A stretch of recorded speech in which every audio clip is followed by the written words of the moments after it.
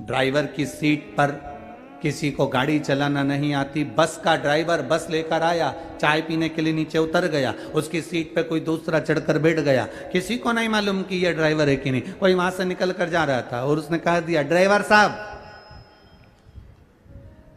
रायपुर तक जाएगी क्या बस? अब तुम्हें तो मालूम था कि बस जाएगी। हाँ साहब जाएगी। दूसरा आया, ड्राइवर साहब ये बस रायपुर तक जाएगी क्या? हाँ साहब जाएगी। अब तुम ड्राइवर हो क्या? जम के तो बोलो, नहीं हो ना।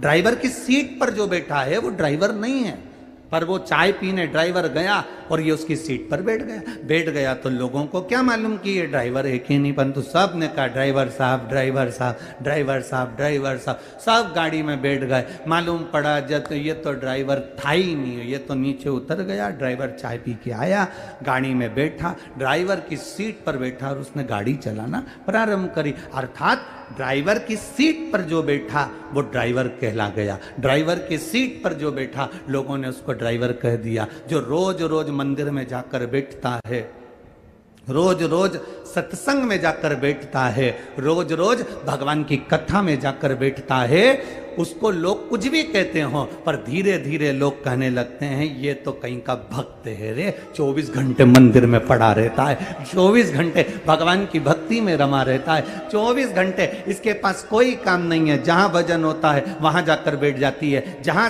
कीर्तन होता है वहां जाकर पहुंच जाती है। लोग उसका नाम बदल देते हैं, उसका नाम सुनीता नुनीता गीता पीता कुछ भी हो, उसे कोई मतलब नहीं। उनके लोग कह देते हैं वो जीजी को बुला लो भजन वाली, बहुत अच्छा भजन गाती है, भक्ति इतनी अच्छी है, वो तो पूरी भक्तन बन गई रे शंकर जी की। अब लोग उसका नाम चेंज कर दिया, क्योंकि भजन में बैठती है, भगवान के पास बैठती है, भगवान के करीब में रहती है, भजन में डूबी रहती है, इसलिए उसका नाम वहां बैठ बैठ के भक्त हो जाता है। जो सत्संग में जाकर बैठता है उसको लोग संत कहने लगते हैं। कई बार तुम कथा सुन सुन कर जाओ और अपने घर पर जाकर ज्यादा ज्ञान देने लगते हो ना, छोटी छोटी बात के लिए, तो ही लोग कह देते हैं हमारी अम्मा आ गई है, बहुत बड़ी संत है।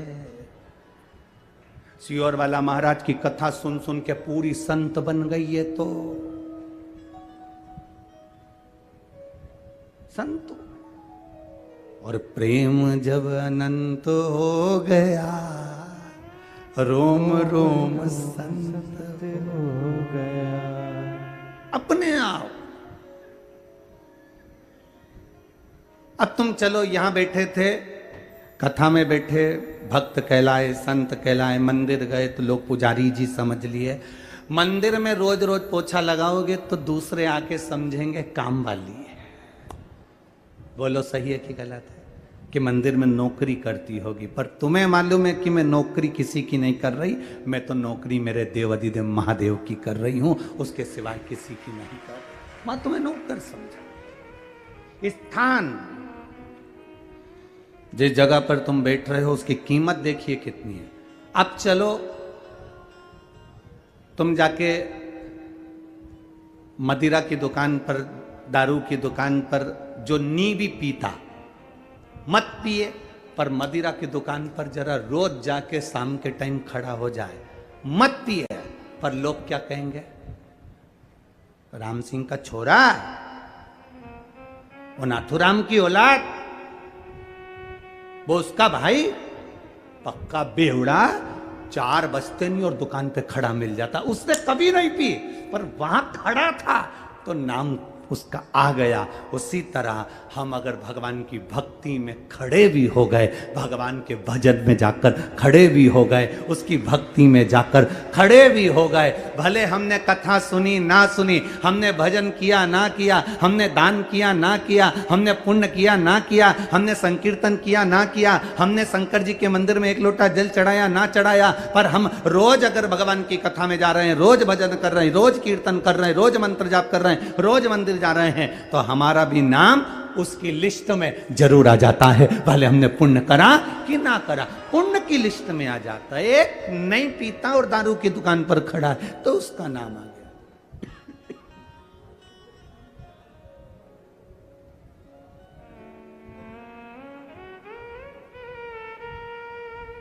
आप रोज भजन करेंगे, भजन में आपका नाम आ गया। कल कथा चल रही थी नंदनार की, बधुआ मजदूर है, और ऐसा बधुआ मजदूर जिसका सेठ 4 घंटे छुट्टी देता था और 20 घंटे काम कराता था। बधुआ मजदूर है, बधुआ मजदूर। इतना काम कराता था कि कभी छुट्टी नहीं देता था। एक दिन उस नंद नार के हृदय में एक बात आ गई और उसको 25 किलोमीटर दूर जो तिरुंगपुर मंदिर है, तिरुपुंगुर के उस शिव जी के मंदिर में दर्शन करने जाना है। उसने अपने सेठ जी से कहा, सेठ जी मुझे तिरुपुंगुर जाकर महादेव का दर्शन करना है। सेठ जी ने कहा, कभी तेरे घर में तेरी माता जी मर जाती है, कभी तेरे घर में तेरे पिताजी मर जाते हैं, कभी तेरे घर में शादी आ जाती है, कभी तेरे घर में काम आ जाता है, कभी तेरे घर में फंक्शन आ जाता है। जब देखो जब छुट्टी मार कर चला जाता है, कोई छुट्टी नहीं मिलेगी। काम करो, शंकर जी के पास जाने की जरूरत नहीं है। तुम शिव जी के मंदिर चले जाओगे तो क्या शंकर जी तुम्हारा काम कर लेंगे? चलो काम करो अपने। नंदनार सेठ जी के घर में बधुआ मजदूर था। बधुआ मजदूर का मतलब है कि बिक चुका था, बिक गया।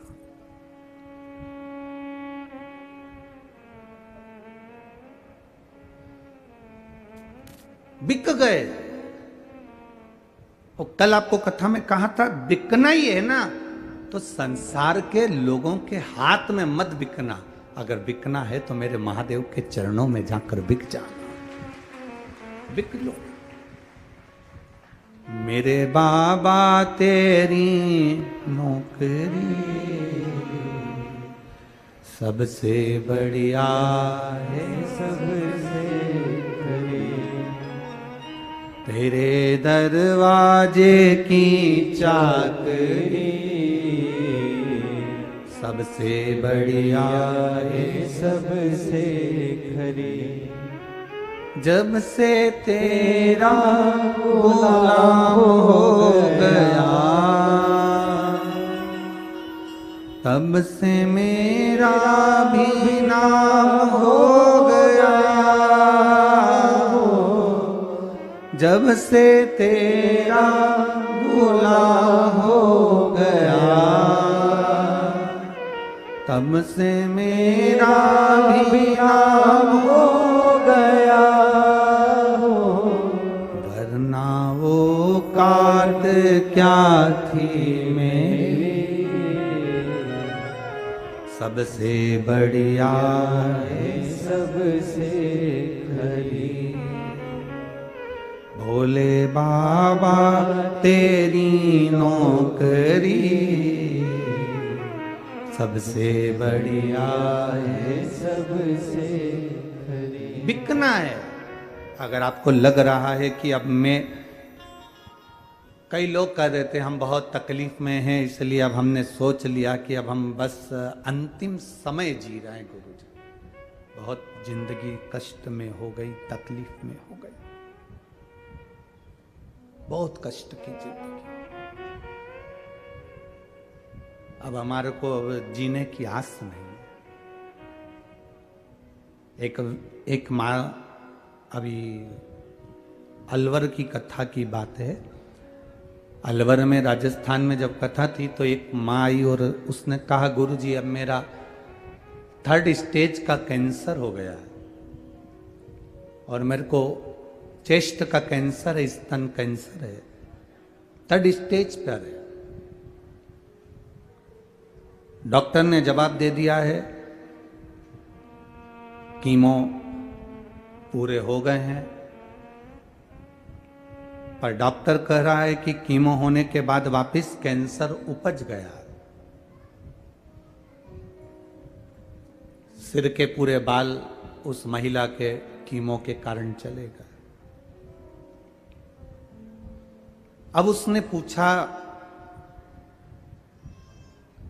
हम लोग अधिक मास सावन के महीने में अनुष्ठान ज़्यादा रहते हैं, पूजन ज़्यादा रहती है, तो 3-4 दिन तो हम किसी से मिलते नहीं, यजमान परिवार से भी नहीं मिलते, ये नियम है हमारा।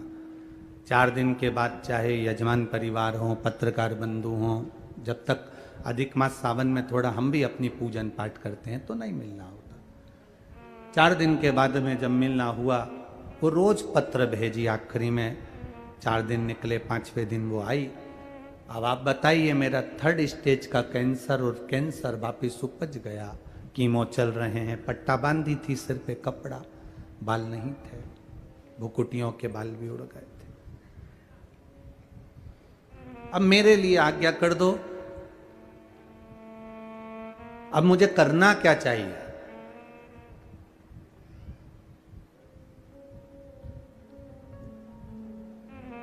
क्या करूं मैं? हमने कहा कुछ मत करो, डॉक्टर जो दवाई दे वो खाओ, और अब खुद को, अपने आप को, अब परिवार वालों का मत समझो, अब अपने आप को महादेव को समर्पित हो जाओ कि अब तू जैसा रखेगा रख ले। उसका आचमन, 1 लोटा जल चढ़ाना, आचमन करना। कहा गुरुजी शरीर, मेरे बच्चे मुझे यहां तक लेकर आ गए, अब ये शरीर ऐसा हो गया कि चल भी नहीं सकते, चल भी नहीं सकते। हमने कहा शिव जी के मंदिर पहले गए हो? गुरुजी पहले तो हम कभी मंदिर नहीं गए, पर जब से बीमारी का मालूम पड़ा है तब से मंदिर तो हम जा रहे हैं, शिव जी को जल चढ़ा रहे हैं, पर बीमारी अभी भी बनी हुई है। हमने कहा कोई बात नहीं, अब तुम जल चढ़ाने नहीं जा सकते, कोई बात नहीं। अगर तुमने 1 महीना भी पहले जल चढ़ाया है, 15 दिन भी चढ़ाया है, 20 दिन भी अगर तुमने जल चढ़ाया है, तो चिंता मत करना, उसने तुम्हारा हाथ पकड़ा है, तुमने 10 दिन उसकी सेवा करी है, तो वो 10 साल तुम्हारी सेवा करने को तैयार बैठा है, चिंता मत करना, छोड़ दो और उस पर। अब अपने आप को हम परमात्मा पर छोड़ क्यों नहीं देते? एक घड़ी ऐसी हो, एक पल ऐसा हो, उसमें परमात्मा पर छोड़ दिया जाए। एक किसी ने पत्र लिखा है,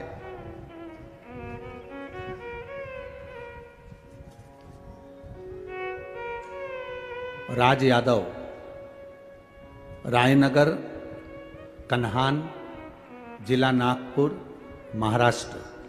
कहीं बैठे हो तो हाथ हिला सकते हैं। राज यादव दिख गए क्या? कहीं बैठे हैं?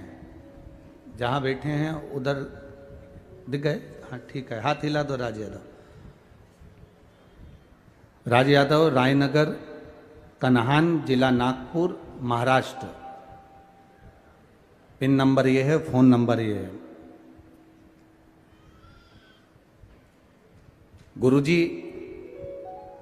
मेरा परिवार पूरा शिव जी की आराधना करते हैं, माता पिता सभी लोग शंकर की आराधना में डूबे रहते हैं। एक कोल इंडिया की गवर्नमेंट जॉब होती है गुरुजी, जो कि बड़ी संघर्षपूर्ण जॉब है और बड़ी कठिनता से मिलती है। शुरू से मेरी इच्छा रही है कि इस कोल इंडिया कंपटीशन एग्जाम में मैं पास हूं, और कैसे भी मेरा रिजल्ट आए और मैं उत्तीर्ण हूं, और इस कंपनी में, इंडिया की ये जो पावन कंपनी है, माइनिंग सरदार की जो पोस्ट होती है, उस पोस्ट पर मैं पहुंचूं। बहुत मेहनत करी, कोई रिजल्ट सामने नहीं आया। तब शिव महापुराण की कथा सुनकर आप कहते हो शिव जी पर छोड़ दो, मेहनत आप करो, कर्म आप करो, पढ़ाई की तैयारी आप करो, बाकी का महादेव पर छोड़ दो।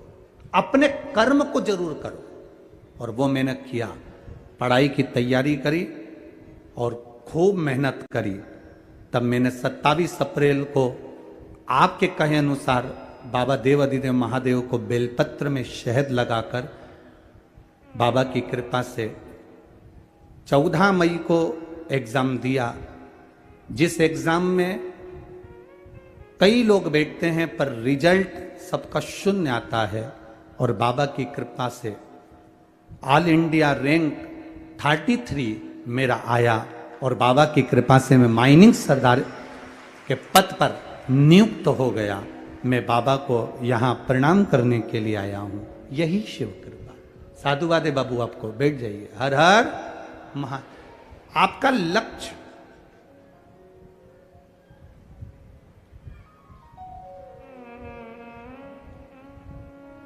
जब आप अपना संपूर्ण जीवन परमात्मा की ओर छोड़ देते हो, जब आपका संपूर्ण जीवन भगवान को दे देते हो, फिर आपको नहीं सोचना पड़ता।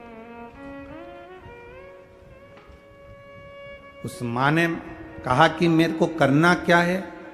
हम कह दें कि तुम एक काम करो कि घर में रहो, वो कहती है मैं करूं क्या, मैं जा नहीं सकती, मैं मंदिर जा नहीं पाती, इस अवस्था में 3rd स्टेज के कैंसर में पलंग पर पड़ी रहती हूं, उठ नहीं पाती, मैं करूं क्या। तब उसको याद करो जिसको तुमने एक लोटा जल चढ़ाया है,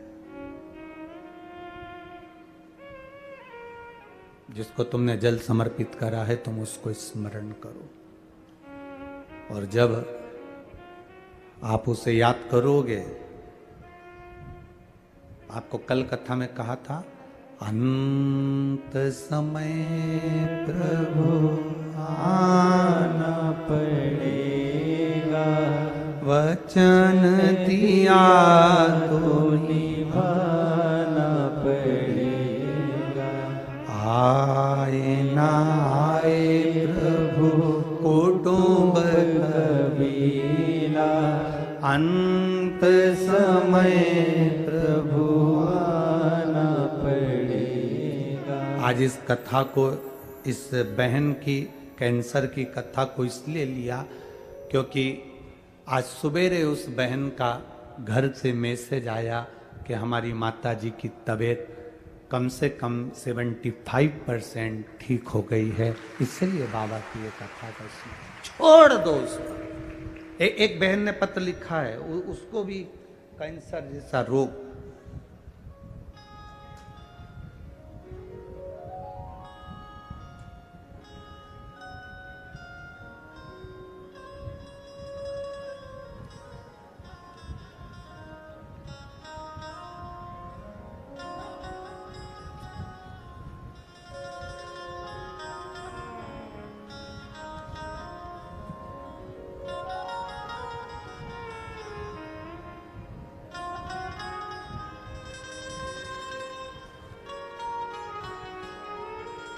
मीना यादव,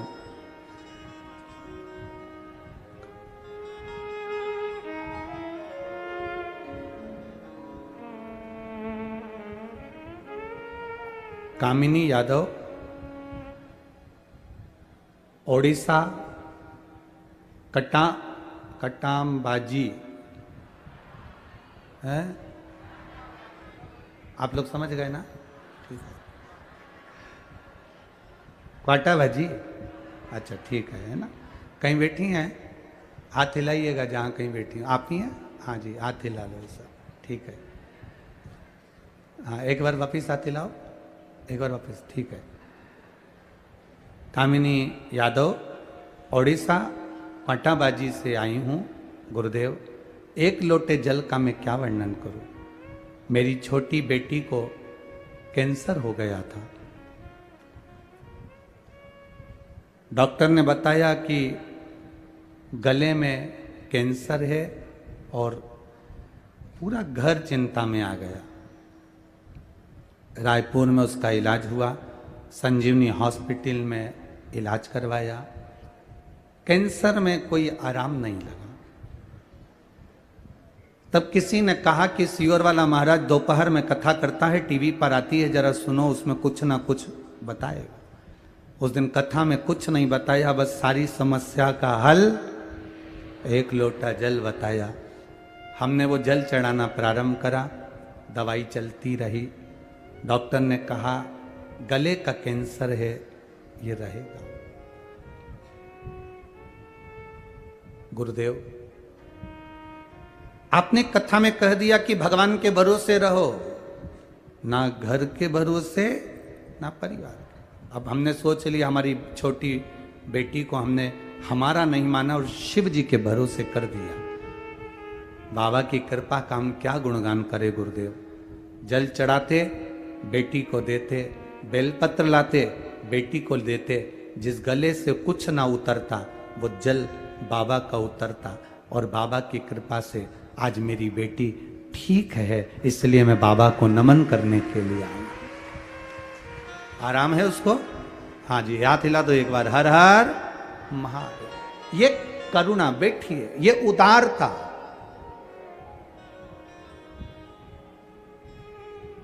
ये करुणा, ये उदारता, ये उसी की है,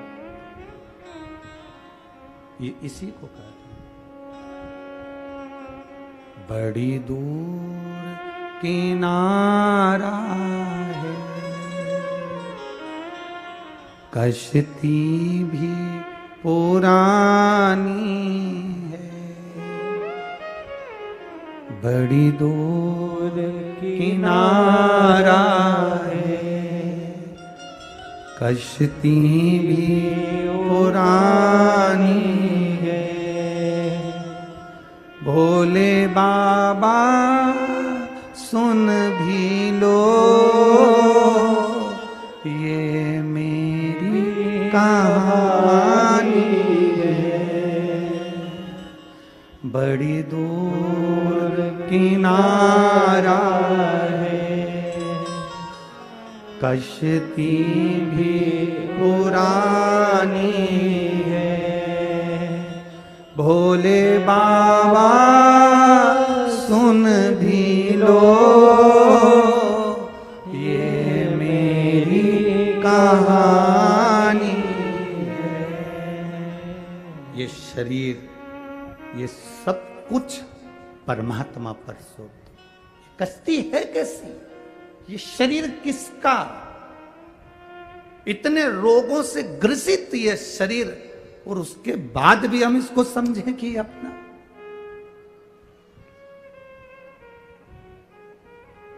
बड़ा रोग आने पर समझ लेना कि ज्यादा जल वृष्टि होती है तो नदी उफान पर आती है, उफान पर आती है तो खतरे के निशान तक पहुंच जाती है। बोलो सही है कि गलत है?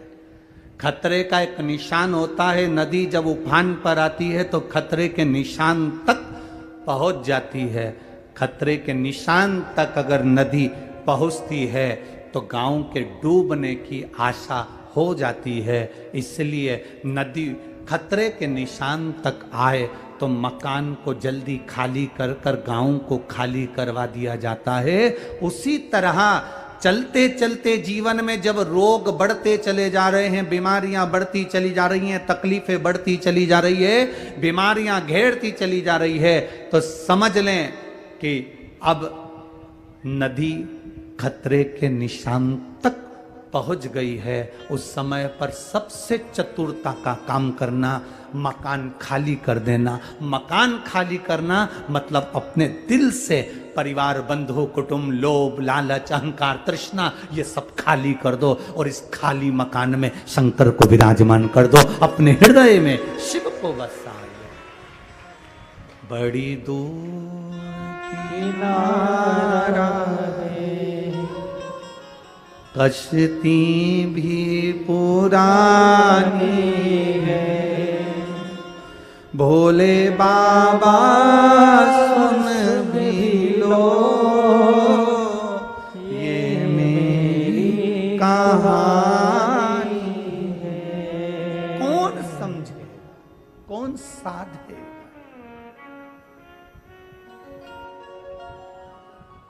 खतरे के निशान के करीब में नदी आ गई, गांव खाली करवाया जाता, प्रशासन मुस्तैद हो जाता। गांव को खाली करवाओ, पानी भर जाएगा। खतरे के निशान पर नदी पहुंच गई। जब हमारा शरीर भी रोगों से भर जाए, ग्रसित हो जाए, डॉक्टर भी कह दे कि अब हमारे हाथ में कुछ भी नहीं है, कुछ भी नहीं, अब हमारे हाथ में कुछ भी नहीं, खतरे के निशान पर आ गई। खतरे के निशान। एक पत्र हम अग्रवाल जी के यहाँ रुके हैं तो वहां कोई देकर गया था, तो हमने वो पत्र यहां पर भेजा था।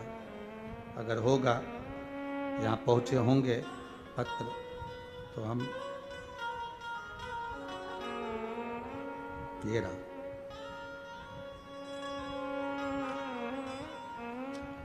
खतरे के निशान पर देखिए, श्रीमती कुमारी देवांगन, पति श्री जीवन रमन देवांगन, बेटा सोनू देवांगन, नगर खरोरा। ठीक है, मोबाइल नंबर ये। कहीं बैठे हैं, कहीं बैठे हो तो हाथ हिला सकते हैं अगर कहीं बैठे हो। श्रीमती कुमारी देवांगन, पति श्री जीवराम देवांगन, बेटा सोनू देवांगन, नगर खरोरा। मोबाइल नंबर ये है, कहीं बैठे हो तो हाथ हिला सकते हैं। महाराज जी, मैं तिल्दा से लगे खरोरा की रहने वाली हूं। आज तक मैं सुनती थी कि शंकर की कथा सुनने वाले को कांटा भी नहीं लगता है। ये मैंने केवल सुना था, आज तक मैंने ये कभी देखा नहीं था। लोग कहते हैं शिव महापुराण की कथा में एक बार दिल तो लगाओ, बाबा उसका नजारा जरूर दिखाता है। बस सुनती थी, ऐसा सुना था, पर कभी मैंने टीवी पर भी नहीं देखा। लोगों के कहने पर मैंने 2 महीने पहले शिव जी की कथा टीवी पर सुनना प्रारंभ करी, और इतना विश्वास जागृत हो गया कि अब शंकर जी जो करेंगे वो करेंगे। सब कुछ ठीक चल रहा था। मेरा छोटा बेटा सोनू बाइक से गिरा तो उसके पेट में चोट लग गई, मुझे मालूम भी नहीं पड़ा। उसको हॉस्पिटल ले गए। अंदर पेट की जो खून की थैली थी वो फट गई। हॉस्पिटल में जब तक हम पहुंचे तो डॉक्टर ने उसके चेहरे पर सफेद चादर डाल दी थी। चेकअप कर कर बता दिया कि इसकी सांसें बंद हो गई हैं, इसका पोस्टमार्टम के लिए आप इसको ले जाइए। पोस्टमार्टम का कागज पर सिग्नेचर करवा लिए। गुरुदेव, मेरा रो रो कर बुरा हाल हो गया। शंकर जी से कहा कि दुनिया के लोग कहते थे कि तेरी कथा टीवी पर भी सुन लेना कोई, तो तू वहां बैठे बैठे भी कल्याण कर देता है। माना मैंने जिंदगी भर शिव मंदिर नहीं गई, पर 2 महीने तो गई हूं ना। उस 2 महीने का तू मुझे फल नहीं देगा। मेरा बेटा मर गया है, उसका पोस्टमार्टम होने जा रहा है। बाबा कुछ करुणा करो ना। गुरुदेव, बस बेटे का पांव पकड़कर मैंने खींचा था और डॉक्टर ने देखा कि बेटे की सांस चल गई और उसकी सांस वापिस आई। उसका ऑपरेशन हुआ, खतरे के निशान से बाहर हुआ, 22 दिन हॉस्पिटल में रहा, और आज मेरा बेटा मेरे घर में आया, और मेरा बेटा आज पंडाल में भी आया है। मैं नमन करने। ये शिव तत्व है, औघड़ी।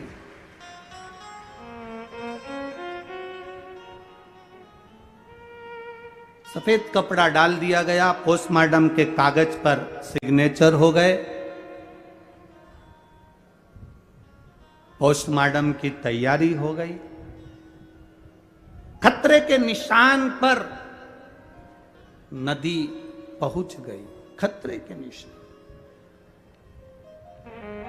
गांव खाली कर दीजिए। सरकार कहती है आसपास के गांव खाली करवा दो। हम कहते हैं जब बहुत विषम परिस्थिति में पड़ गए, डॉक्टर अपना काम करे।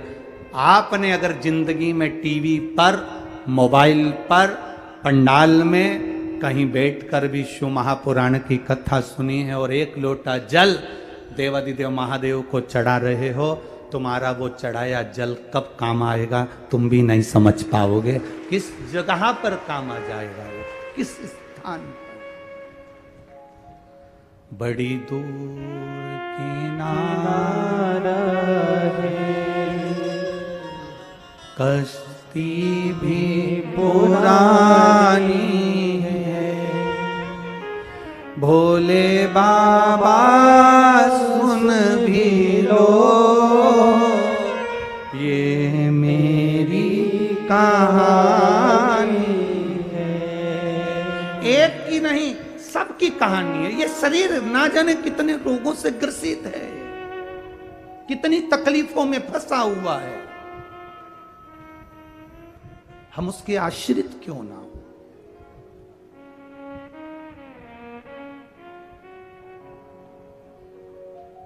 दुनिया के लोग कहते हैं कोई ऐसा बाबा मिले जो चमत्कार कर दे।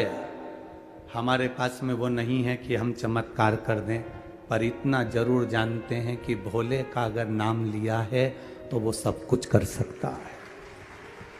हमारे पास में कोई ऐसी विद्या नहीं है कि हम आपको कोई चमत्कार करके दिखा दें।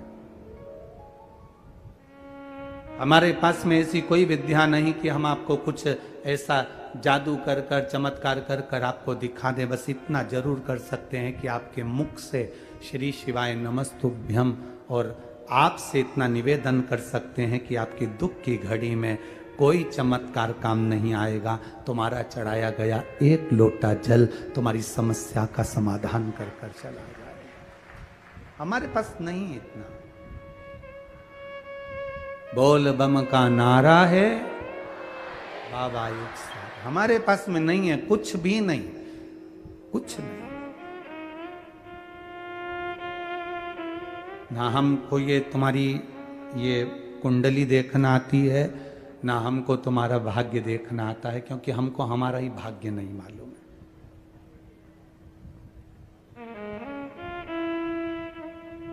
हमको ही नहीं मालूम कि सवेरे हमको भोजन में गिलकी की सब्जी आएगी कि लौकी की आएगी। तो हम तुम्हारे से क्या वर्णन करें। हमको ही नहीं मालूम कि हम क्या भोजन करेंगे, हम किसका भाग्य देंगे। एक कदम बाद जिंदगी में कौन सा मोड़ आ जाएगा ये किसको मालूम है, किसी को नहीं मालूम। भजन से, भगवान की अविरल भक्ति से सब कुछ हो सकता है, सब कुछ।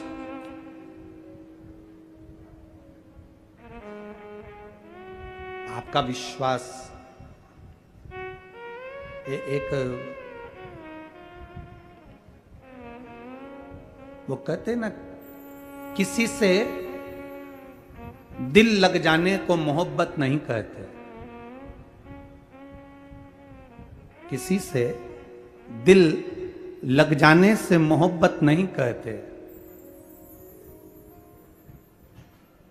मोहब्बत कहते किसको हैं? किसी के बिना दिल ना लगे उसी को मोहब्बत कहा जाता है।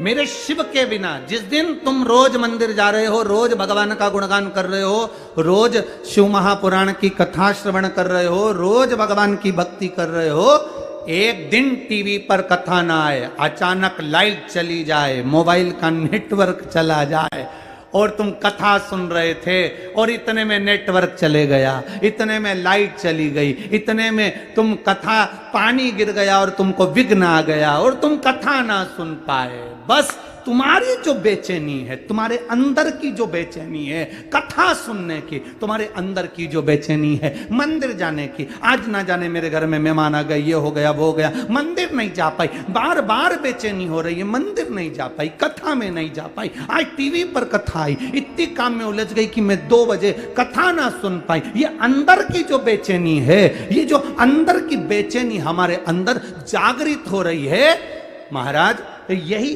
किसी से दिल लगा लेना मोहब्बत नहीं है। किसी के बिना दिल ना लग पाना, इसी को मोहब्बत कहते हैं। बेचैनी हो रही है, बस अब बेचैनी इतनी, कथा नहीं सुन पाई, आज मैं कथा नहीं सुन पाई, आज मैं मंदिर नहीं जा पाई, आज मैं भगवान को जल ना चढ़ा पाई, अपने आप को कोस रही है, आज मैं पहुंची क्यों नहीं।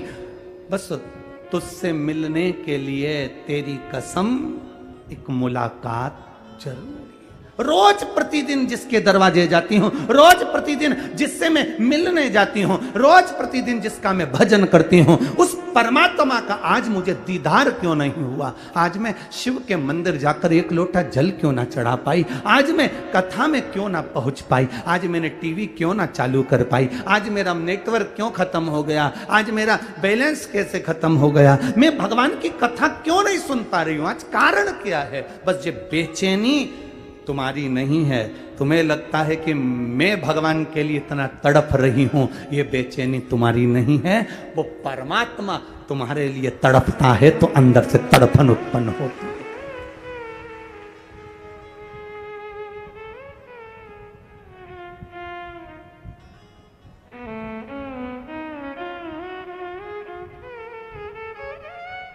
ये भीतर की जो तड़फन है, यही तो परमात्मा का मिलन है।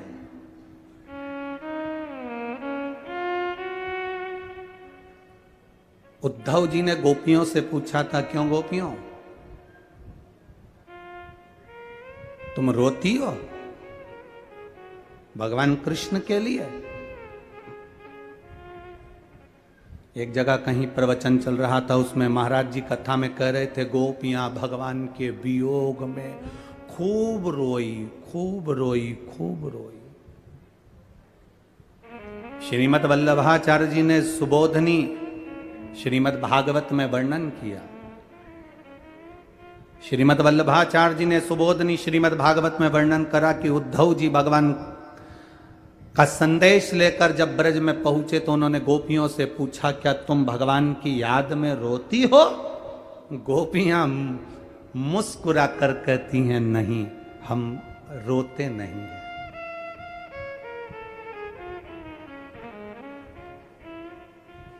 उद्धव जी कहते हैं, तुम्हारी याद में कृष्ण इतने रोते हैं। वो तो कहता है कि गोपियां मेरे लिए एक मिनट नहीं रह सकती, कृष्ण रोते हैं तुम्हारे लिए और तुम नहीं रो रही हो कृष्ण के लिए। गोपियां कहती हैं, उद्धव हम इसलिए नहीं रोती क्योंकि हमें रोता हुआ देखेगा ना हमारा कृष्ण, तो हमें देखकर वो रो देगा। घर में जब माँ रोती है तो छोटा बच्चा माँ को देखकर रो देता है। घर में अगर माँ रो रही है, छोटा बच्चा माँ को देखकर रोता है, माँ तू क्यों रो रही है? माँ तेरी आंख में आंसू क्यों है? छोटा बच्चा अपनी माँ के गले लग जाता है, माँ तू क्यों रो रही है? माँ को रोता हुआ देखकर बच्चा रोता है।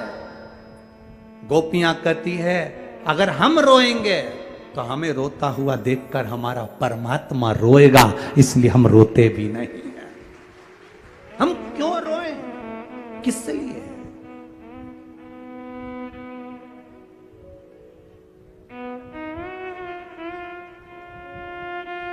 जो असल में है मस्ती में डूबे,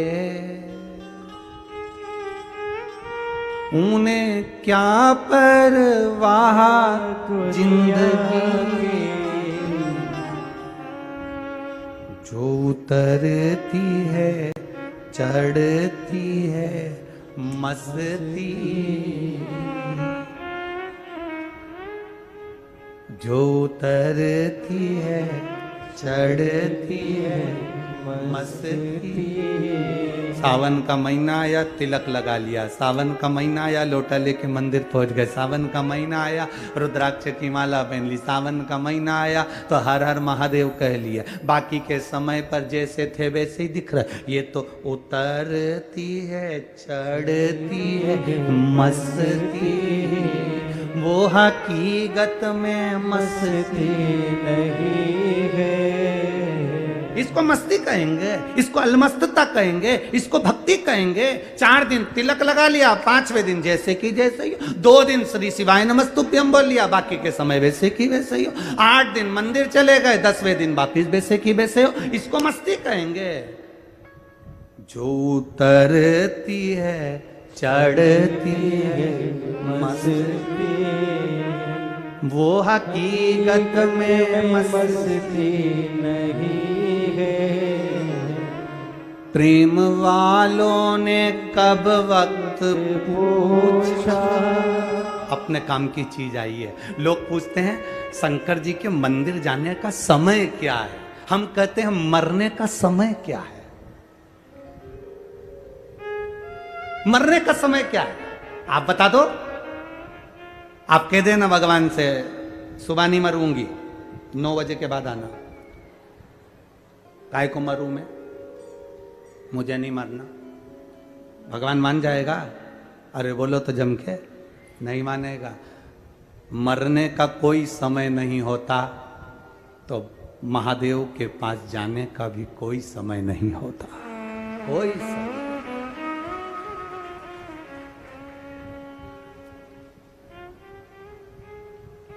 प्रेम वालों ने कब वक्त पूछा, तेरी पूजा में सुन ले है ऊधो। अरे प्रेम वालों ने कब वक्त पूछा, तेरी पूजा में सुन ले है ऊधो। यहाँ दम दम में होती है पूजा, सर झुकाने की फुर्सत नहीं है। यहाँ तो हर पल, हर घड़ी, हर क्षण, हर श्वास में मुझे शिव नजर आता है। भोजन बना रही हूँ, श्री शिवाय नमस्तुभ्यम। खाना खा रही हूँ, श्री शिवाय नमस्तुभ्यम। मोबाइल पर भी आजकल हेलो हाय बंद कर दिया, कोई फोन उठाता है श्री शिवाय नमस्तुभ्यम कहते हैं। कहीं जा रहे हैं, श्री शिवाय नमस्तुभ्यम, ओम नमः शिवाय, पंचाक्षर मंत्र, जय राम जी की, जय श्री कृष्णा। ये हमारा तत्व हमारे भीतर जागृत हो गया। श्वास श्वास में, यहाँ दम दम में होती है पूजा, और सर झुकाने की फुर्सत नहीं है। कहाँ फुर्सत सिर झुकाने की, कहां फुर्सत।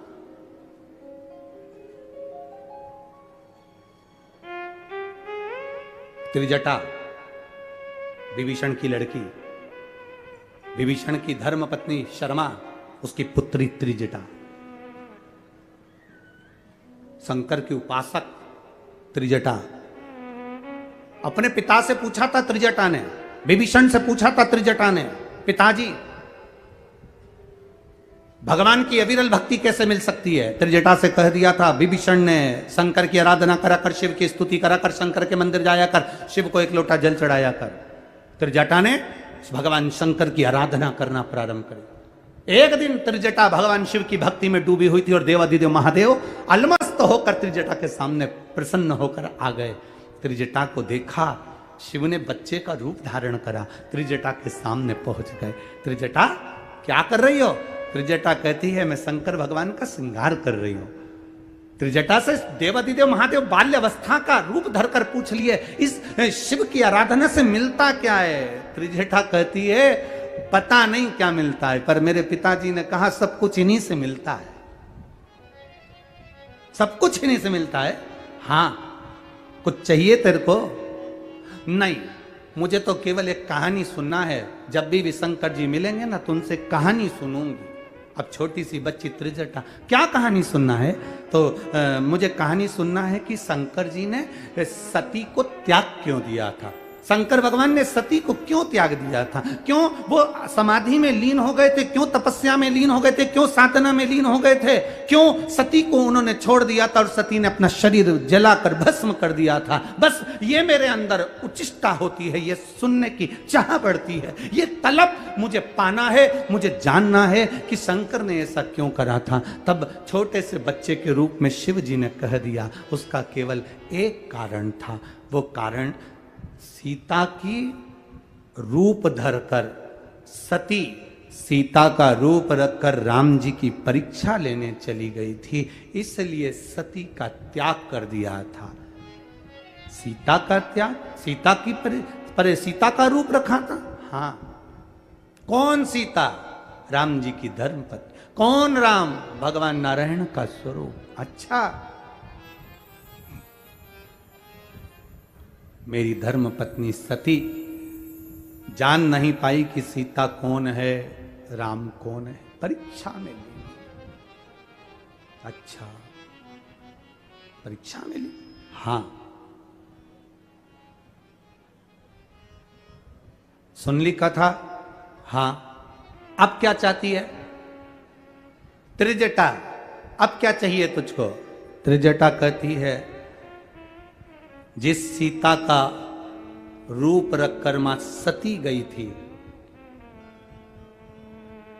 उस माता सीता को एक बार मैं भी, वो तो सीता का रूप रखकर गई थी, पर मैं सीता को अपनी बेटी के तुल्य मानकर उसका आदर करना चाहती हूं।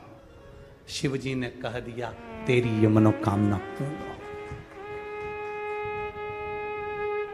सीता जी को रावण लेकर आया, अशोक वाटिका में रखा। सब राक्षस थे, त्रिजटा भी राक्षसी थी। जब सबसे बड़ा कार्यभार त्रिजटा को दिया गया था कि सीता को समझाओ, और त्रिजटा को जानकी जी हमेशा मां कहती थी, मां। त्रिजटा को जानकी जी हमेशा मां कहती थी।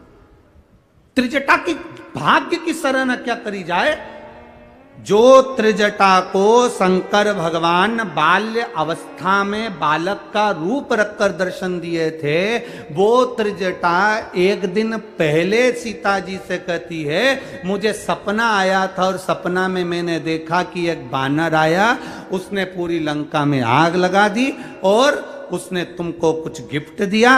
ये त्रिजटा कह रही है, मेरे सपने में एक बानर दिखा था। ये आप लोग कथा में सुने होंगे, मुझे बानर दिखा था।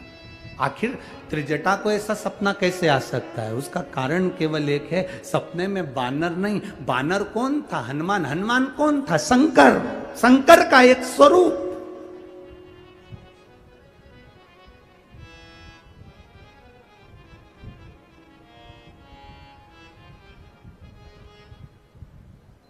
शंकर सुमन केसरी,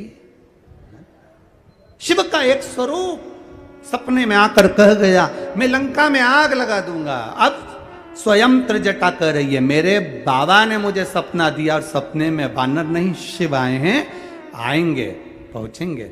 सीता जी को कह दिया। समय आया, सीता जी की खूब आदर करी त्रिजटा ने। सब समय निकल गया, सारा समय निकल गया। राम जी को सीता भी मिल गई। सीता जब अग्नि परीक्षा देकर जाने लगी, त्रिजटा मां सामने खड़ी थी। आनंद रामायण कहती है, त्रिजटा सामने खड़ी थी और जानकी जी के सम्मुख में जानकी मां अपनी मां से मिलने त्रिजटा से आई। त्रिजटा ने कहा, बेटी अब जा रही हो, तुम यहां से जाओ और अयोध्या का राज्य पाओ। मेरी आनंदमय भाव तुम्हारे साथ में है। त्रिजटा की आंख से आंसू बह रहे थे, आंख से आंसू।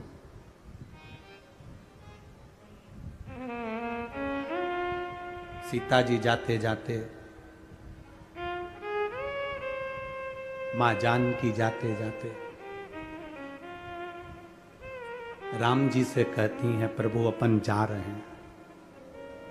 पूरी लंका में केवल एक त्रिजटा ऐसी थी जिसने मेरी सेवा करी थी। आप अगर त्रिजटा से कुछ कहें तो अच्छा है। राघव जी ने त्रिजटा जी के हाथ जोड़कर कहा, मां आप राक्षसी रही हो, राक्षस कुल में आपका जन्म हुआ है, आप यहां पर बड़ी हुई पड़ी, सब कुछ हुआ, पर आपने जानकी का साथ दिया मां। पर आपकी शिव भक्ति साधारण नहीं है मां। जिस दिन मेरा भोलेनाथ चाहेगा ना, आपको राक्षसी होकर भी आपको जनमानस में पूज्य बना देगा। कोई कितना भी नीच कर्म में पड़ा हुआ है, कोई बहुत खड्डे में डूबा हुआ है, कर्जे में डूबा हुआ है, बड़ी तकलीफों में पड़ा हुआ है, अगर वो शिव की आराधना करता है, गलत से गलत है, शंकर की आराधना में डूबा है, शंकर उनको उठाकर हाथ पकड़कर पूज्य बना देते हैं। वो देवादिदेव महादेव है, वो शिव है। औघड़ी त्रिकालदर्शी कैलाशी अविनाशी वो शंकर है। त्रिजटा ने उस दिन से नियम ले लिया, बस मैं शिव की आराधना करूंगी। नहीं मालूम त्रिजटा को कि श्रावण का महीना आ गया, नहीं ज्ञात था त्रिजटा को कि आज श्रावण के महीने में शिव की आराधना का 2 पात्र के जल की महत्वता थी। आज त्रिजटा ने अपने हाथ में जल लेकर शंकर भगवान की आराधना करना प्रारंभ करी। भूलवश श्रावण के महीने में त्रिजटा के हाथ से 2 कलश जल शंकर भगवान को चढ़ गए। शिव जी प्रसन्न होकर सामने प्रकट हो गए। तूने कावड़ चढ़ाई है मुझ पर। श्रावण का महीने की कावड़ की महत्वता का वर्णन शिव कर रहे हैं। ए त्रिजटा, भूलवश तेरे से 2 पात्र से जल मेरे ऊपर चढ़ गया। त्रिजटा, तुझे कुछ चाहिए? त्रिजटा कहती है, मृत्यु तो आना है, प्राण तो छूटना है, बस इतनी कृपा कर दो कि आपके चरणों का धाम मिल जाए। शंकर जी ने कहा, चिंता मत कर, जिस काशी में मैं रहता हूं उस काशी में त्रिजटा तू भी रहेगी। मैं तुझे वहां विराजमान करूंगा। जिस काशी विश्वनाथ के मंदिर में विश्वनाथ रहते हैं उससे थोड़ी दूरी पर साक्षी विनायक मेरा पुत्र गणेश रहते हैं। उस गणेश के नजदीक में त्रिजटा तू बैठेगी। जैसे गणेश की पूजन होती है वैसे ही त्रिजटा तूने मुझे कावड़ चढ़ाई है, तेरी पूजा भी उस गणेश के मंदिर में बैठकर होगी। तेरी पूजा पूरे भारत की भूमि पर केवल एक विश्वनाथ काशी, एक ऐसी जगह जहां पर त्रिजटा का भी एक मंदिर है, जहां त्रिजटा साक्षी विनायक के मंदिर में विराजमान है। और मार्गशीर्ष कृष्ण पक्ष की प्रतिपदा पर आज भी पूरे विश्व की माताएं वहां जाकर त्रिजटा का पूजन करती हैं, क्योंकि त्रिजटा हमेशा एक बात कहती रही थी माता सीता से, जानकी ए बेटी चिंता मत करना, जब तक मैं हूं तेरे हाथ का चूड़ा अमर रहेगा, मैं जब तक हूं तेरा सौभाग्य अमर रहेगा, मैं जब तक हूं तेरा पति नहीं जा सकता। युद्ध के मैदान में लंकाधिपति रावण के 10 सिर हो, लंकाधिपति रावण के पास कितनी भी सेना हो, पर मैं बैठी हूं जब तक अशोक वाटिका में, शंकर की उपासक मैं हूं, मैं बैठी हूं तब तक तेरे मांग के सिंदूर को पूछने नहीं दूंगी। जानकी जी को वर देती रही हैं। आज भी त्रिजटा वहां काशी में, आप कभी अगर काशी जाएं तो काशी विश्वनाथ मंदिर के नज़दीक में ही आप पूछेंगे कि साक्षी विनायक का मंदिर कौन सा है। साक्षी विनायक के मंदिर में जाकर पंडित जी से कहना हमें त्रिजटा माता के मंदिर में दर्शन करा दो, वो आपको दर्शन करा देगा, क्योंकि वो सौभाग्य की देवी के रूप में पूजा गई, शिव की आराधना में लगी थी ना। ये दुनिया के लोग हंसते हैं कावड़ चढ़ाने से क्या होता है, दुनिया के लोग हंसते हैं 1 लोटा जल चढ़ाने से क्या होता है। ये दुनिया के लोग पैदल चल चल के 100 किलोमीटर, 150 किलोमीटर, 250 किलोमीटर, 500 किलोमीटर जा रहे हैं। दुनिया के लोग अपना घर छोड़कर सावन के महीने में कावड़ चढ़ाने जा रहे हैं। अरे तुम्हें गौरव महसूस होना चाहिए, तुम्हें गौरव महसूस होना चाहिए। जिस त्रिजटा राक्षसी ने भी 2 लोटा जल चढ़ाकर काशी का निवास पाया और शंकर भगवान की प्रियता बनकर, भगवान शिव की आनंदित बनकर जगत में पूजा गई, वो त्रिजटा राक्षसी होकर उसकी लोग पूजन कर दिए। ये वो कावड़ का जल है जो संसार के लोगों को दलदल में से उठाकर परमात्मा की भक्ति प्रदान कर देता है।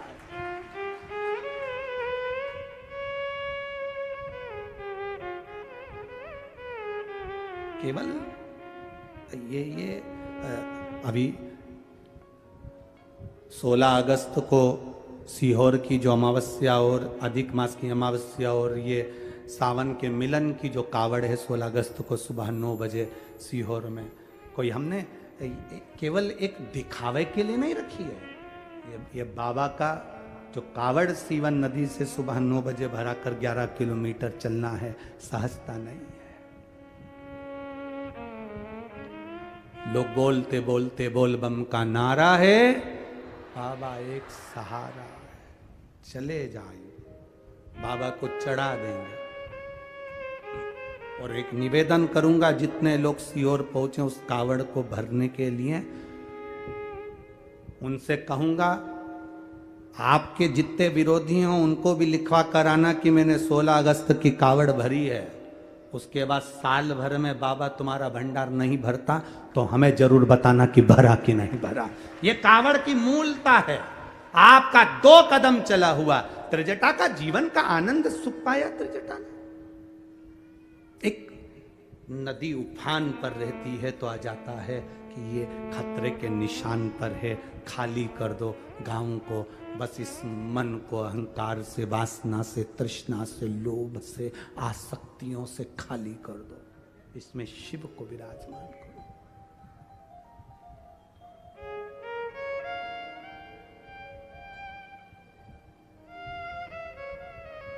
भगवान के जितने करीब रह सकते हैं हम उतने करीब रहे।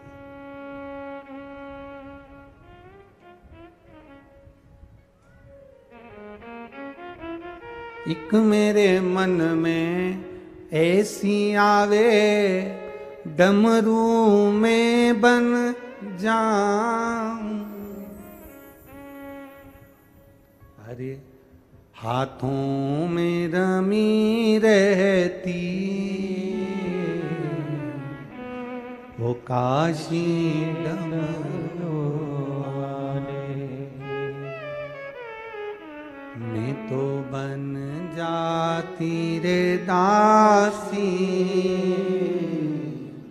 वो काशी डमरू वाले।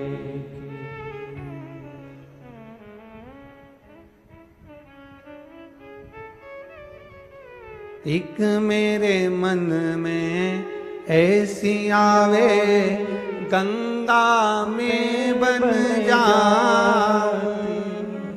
एक मेरे मन में ऐसी आवे, गंगा में बन जाऊं। मस्तक पे चढ़ी रहती वो काशी डमरू वाले के, मस्तक पे चढ़ी रहती वो काशी डमरू वाले के। मैं तो बन जाती रे दासी वो काशी डमरू वाले की। मैं तो बन जाती रे काशी वो काशी डमरू वाले की। मैं तो बन जाती रे दासी वो काशी डमरू वाले की। मैं तो बन जाती रे दासी, सब गाइए, काशी डमरू वाले की। मैं तो बन जाती रे दासी वो काशी डमरू वाले की। मैं तो बन जाती रे दासी वो काशी डमरू वाले की। वो काशी डमरू वाले की, वो काशी त्रिशूल वाले की। वो काशी डमरू वाले की, वो काशी डमरू वाले की। वो काशी डमरू वाले की, वो काशी गंगा वाले की। वो काशी डमरू वाले की, वो काशी डमरू वाले की। मैं तो बन जाती रे दासी वो काशी डमरू वाले की। मैं तो बन जाती रे दासी